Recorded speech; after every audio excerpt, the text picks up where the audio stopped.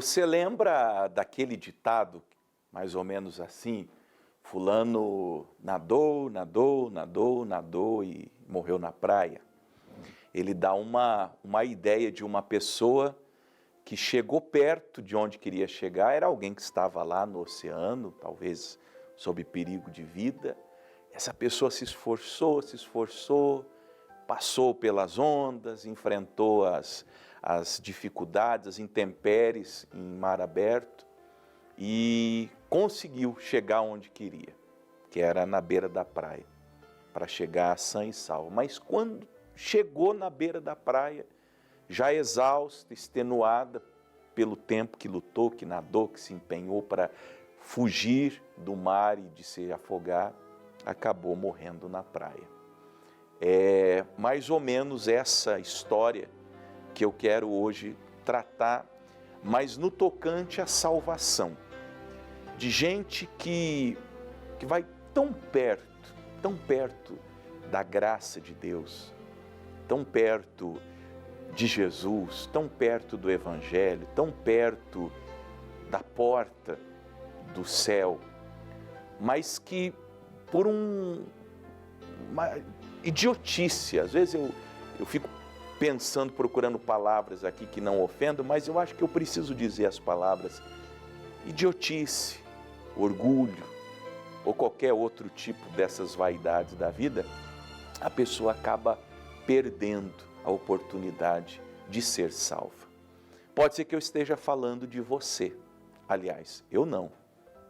As palavras de Jesus vão falar de você.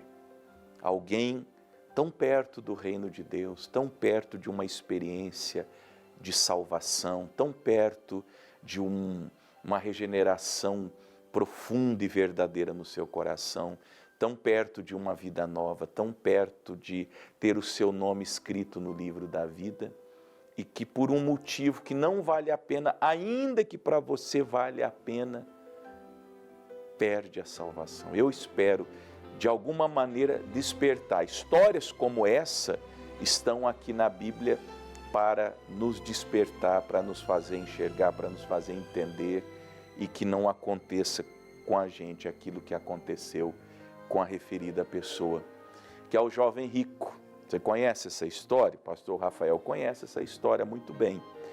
E eu escolhi, depois de ter lido nessa madrugada, os 3 textos, porque essa história aparece em Mateus 19:16, você pode ler depois, Mateus 19:16, até o versículo 30 mais ou menos. Essa história aparece em Lucas 18, do verso 18 ao 30 também.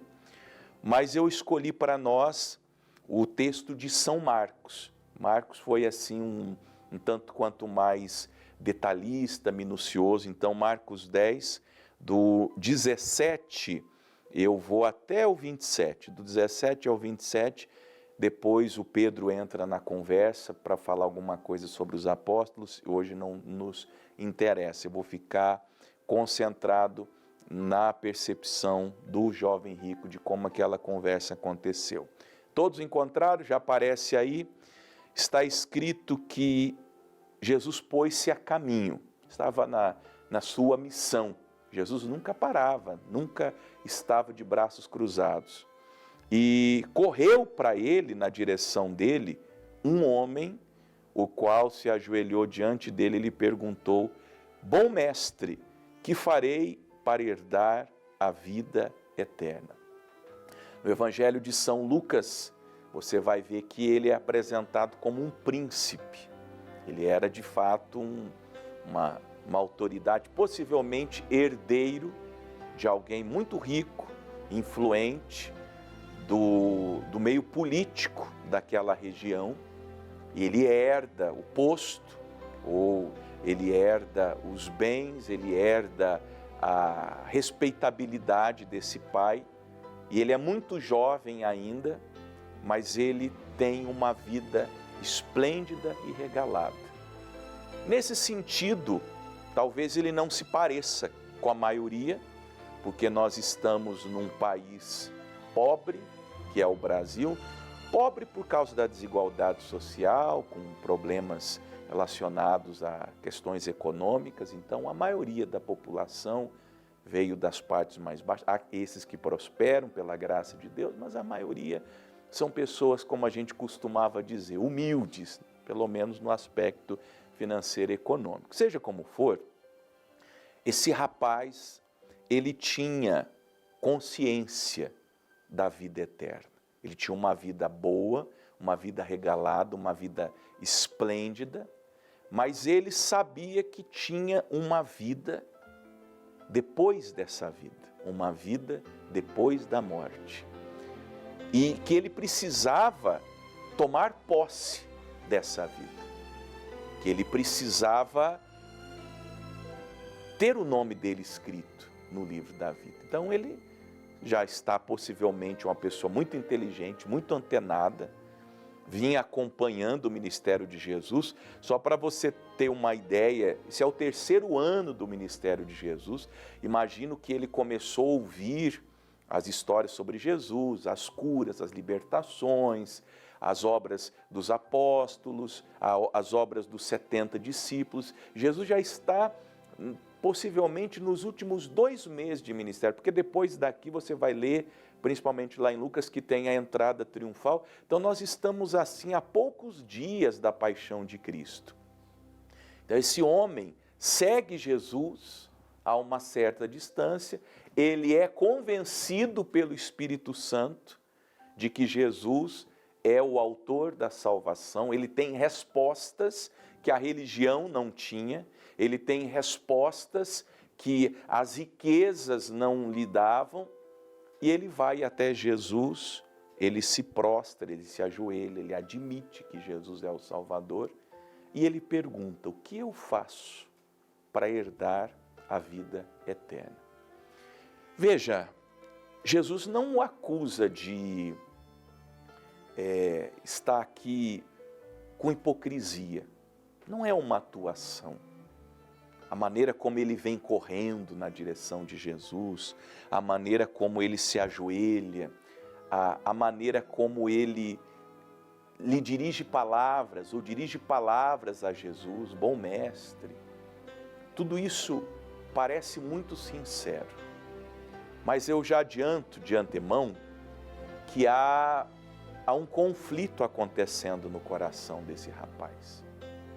Porque apesar de o coração dele ser sincero no tocante à crença dele, no tocante àquilo que ele enxerga, aquilo que ele entende como sendo vida eterna, vida após a morte, salvação, de saber que Jesus é mestre, de que Jesus é o caminho e a verdade e é a vida, e que ele tem as palavras da vida eterna, como Pedro já tinha dito. Aquela era uma compreensão de pessoas que tinham algum conhecimento do Evangelho. Tu tens as palavras da vida eterna e nós cremos que tu és o Cristo, o Filho de Deus. Então esse rapaz, ele tem a mesma compreensão de Pedro, mas como eu falava, ele tem um conflito dentro de si, porque ele é muito rico. E ele, de alguma maneira, já intuía que aquilo era o estorvo, que aquilo era o atrapalho da vida dele. Caro irmão, caríssima irmã, meu prezado amigo, minha prezada amiga, você sabe dos empecilhos da sua salvação. Você sabe.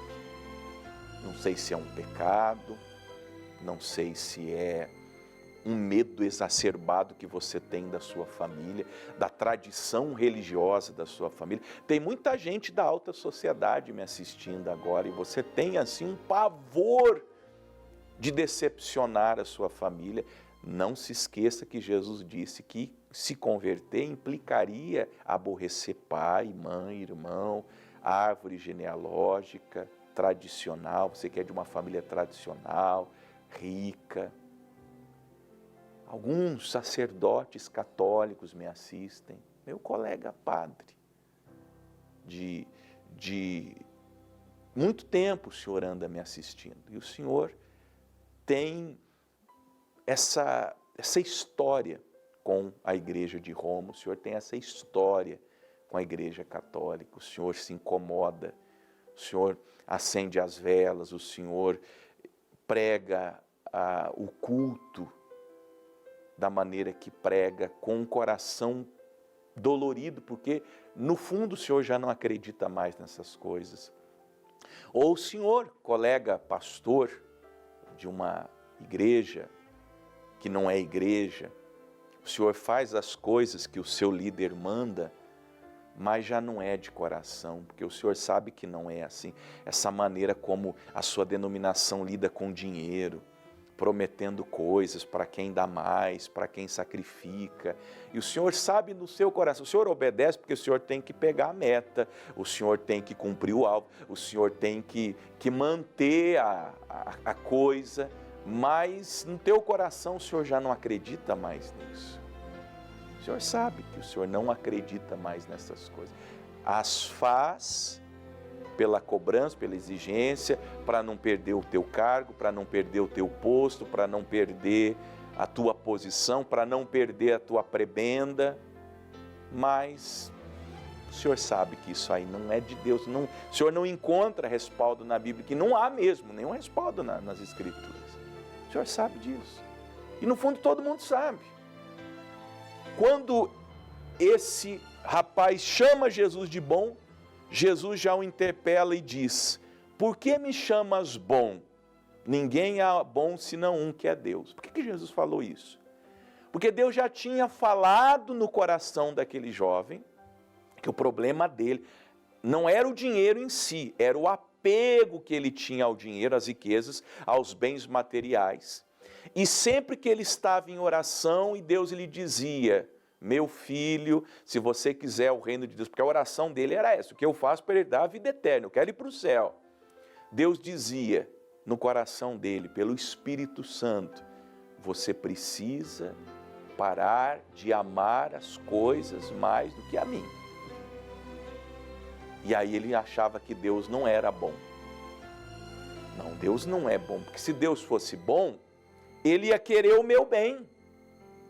Ele ia querer o que eu quero. Tem gente que julga Deus bom ou mal assim. Não, Deus é bom se Deus faz o que eu quero. Deus é bom se Ele realiza os meus sonhos. Deus é bom se Ele cumpre os meus privilégios.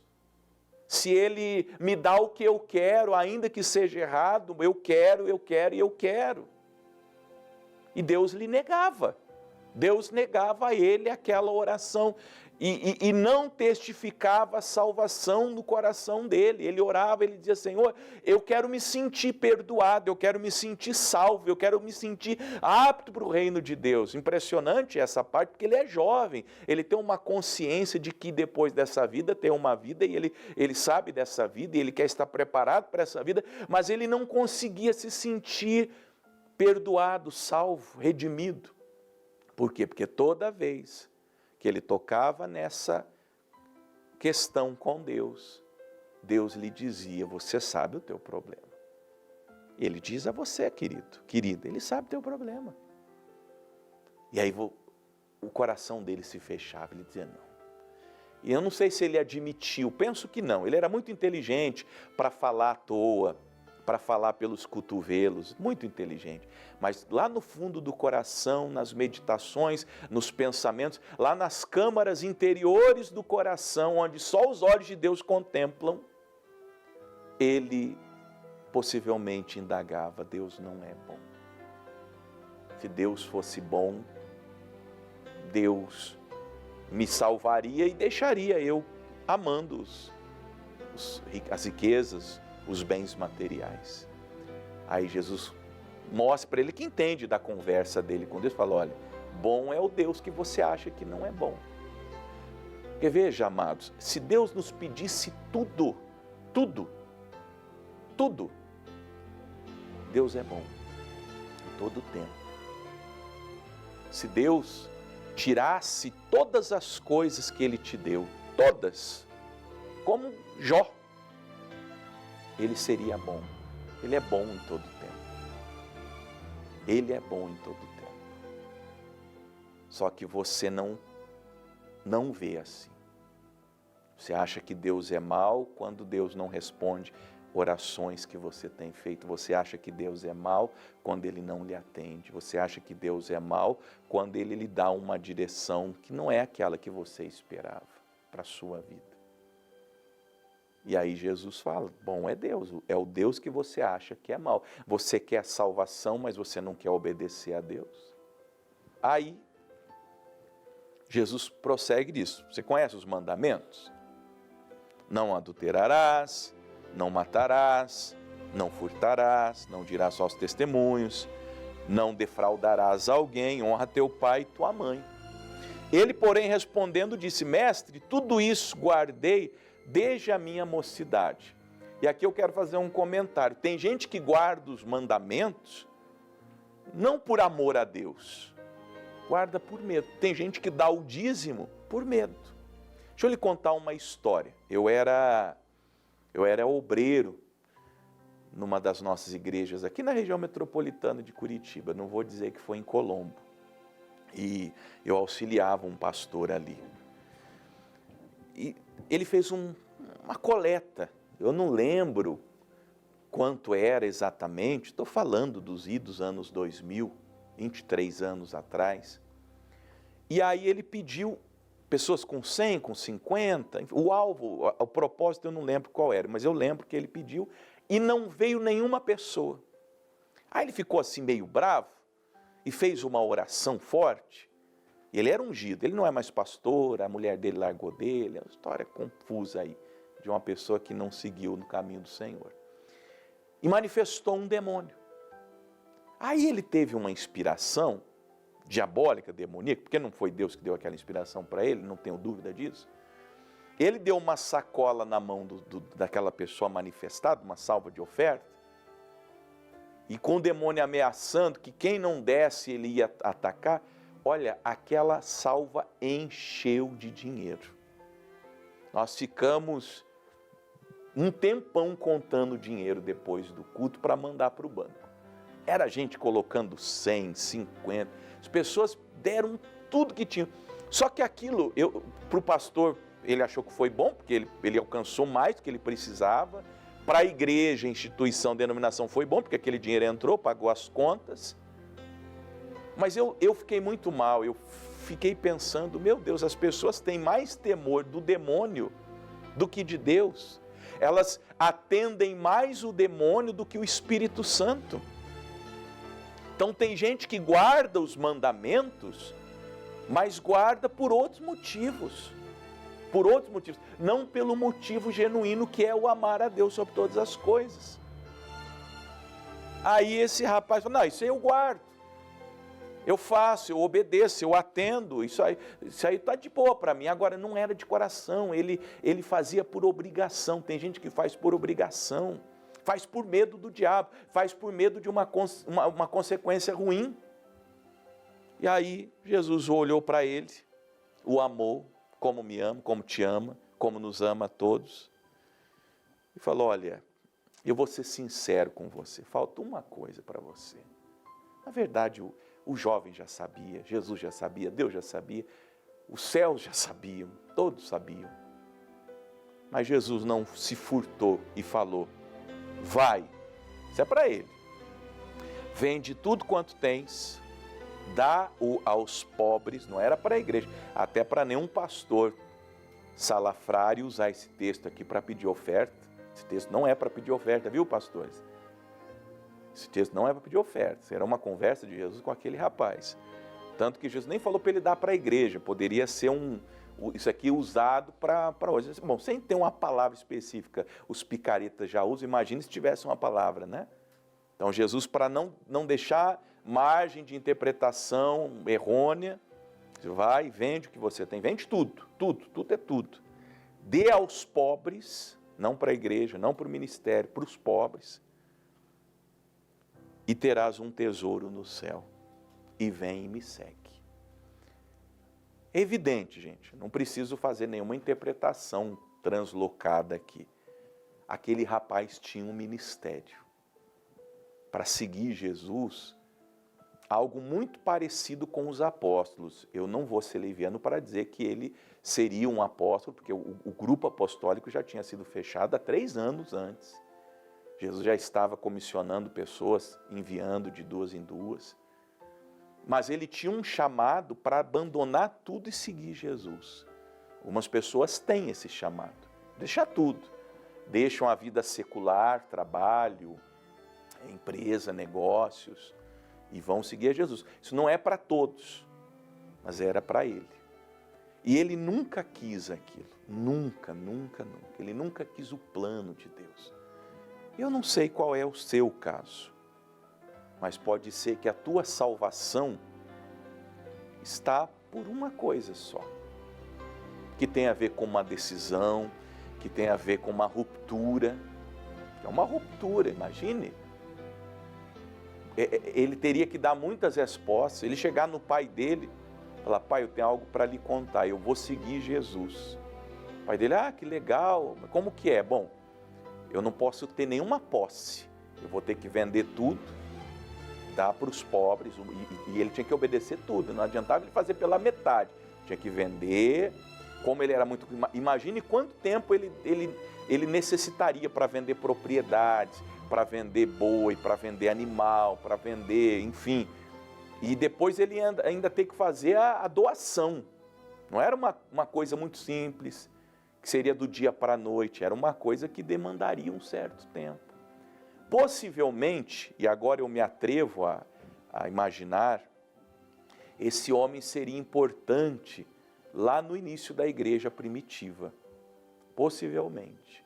Ele ia ser um Barnabé da vida, um Filipe da vida, porque Jesus, mais uns dias, seria preso, crucificado, morto, ressuscitaria ao 3º dia, como de fato aconteceu, e aí 2 meses depois vem o Pentecostes, o Espírito Santo, e a igreja é iniciada com a liderança de Pedro. Eu tenho para mim que havia um plano de Deus para aquele jovem, para o início da igreja. E esse plano não se cumpriu, porque nós lemos no 22 que, contrariado com essa palavra, ele retirou-se triste, porque possuía muitas propriedades. Eu não me recordo de alguém que deixou Cristo falando sozinho, virou as costas assim, e foi embora. Eu não me recordo. Os leprosos, Jesus diz: vão ao sacerdote. Eles não voltaram, mas eles saíram da presença de Jesus com a autorização de Jesus. Nem Judas agiu daquela maneira quando saiu para a traição, porque antes ele teve os pés lavados e ainda participou da Santa Ceia, ainda comeu do bocado molhado. Até Judas recebeu uma palavra que tem para fazer, faça depressa, e ele foi, segundo a palavra de Jesus, e foi fazer. Então, não conheço no Evangelho um indivíduo que tenha deixado Jesus falando sozinho. Esse homem deixou. Ele vai embora, ele está triste, ele já era triste com Deus, agora ele está triste com Jesus e com o Espírito Santo. Eu penso que ele cortou todo o relacionamento com a religião, com Deus, com Cristo, com o Espírito Santo. E se ele tivesse se convertido depois, imagino que alguns dos escritores, possivelmente Lucas lá em Atos dos Apóstolos, teria comentado: aquele jovem que foi embora, voltou, e ele vendeu tudo, e ele está servindo a Deus aqui na igreja. Não aconteceu. Não aconteceu, possivelmente não aconteceu. Agora pensa comigo, gente, pressupondo assim, ele está no inferno já há 2000 anos, estará daqui 2000 anos, estará daqui 20.000 anos, estará daqui 2 milhões de anos, estará daqui 2 bilhões de anos. E ele trocou a vida eterna com Cristo pelos prazeres que uma vida abastada traz na presente existência, que é o quê? 60, 70, 80, 90, 100 anos, para depois acabar e a pessoa ir embora sem a salvação. Não vale a pena. Pergunta que eu te faço é: o que te falta para herdar a vida eterna? Pensa sobre isso. Que o Espírito Santo faça um barulho no teu coração hoje. O que te falta para herdar a vida eterna?